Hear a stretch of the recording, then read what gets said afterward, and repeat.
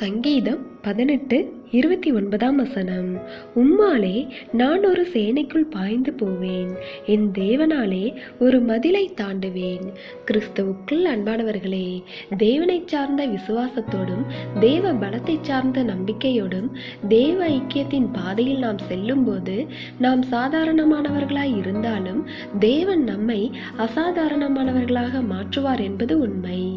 அங்கே நம்மை குறுகிய எல்லைகளுக்குள் நிறுத்திக் கொள்வது தேவ வல்லமையின் செயல்பாட்டினை மட்டுப்படுத்தும் செயலாக மாறிவிடும். கானானை வீவு பார்க்க சென்றவர்களில் பெரும்பான்மையானோர் அந்த தேச மக்களுக்கு முன்னால் தங்களை வெட்டுக்கிளிகள் என்ற நிலைக்கு குறைத்து மதிப்பிட்டு கொண்டனர். அதனால் வெற்றி பெறுவதை இயலாத விஷயமாக முடிவு செய்தனர். ஆனால் யோசுவாவும் காலேபும் தேவ பலத்தை சார்ந்த விசுவாசத்தோடு தங்களால் எளிதாக சாதிக்க முடியும் என்றனர். அந்த இருவர்தான் கானானுக்குள் பிரவேசித்தனர். பல நேரங்களில் நம்முடைய விசுவாச பார்வை சூழ்நிலைகளை கடந்து செல்வதில்லை. எதை யோசித்தாலும் சூழ்நிலைகளை சார்ந்து யோசிக்கின்றோம். அதனால் பெரிய காரியங்களை காண முடிவதில்லை. எனவே தேவ பிள்ளைகளே, நம்முடைய விசுவாச பார்வை நம்முடைய சூழ்நிலைகளை கடந்து செல்ல வேண்டும்.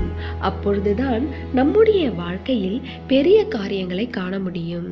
தேவனுடைய கிருபையும் இரக்கமும் உங்கள் அனைவரோடும் இருப்பதாக. ஆமேன்.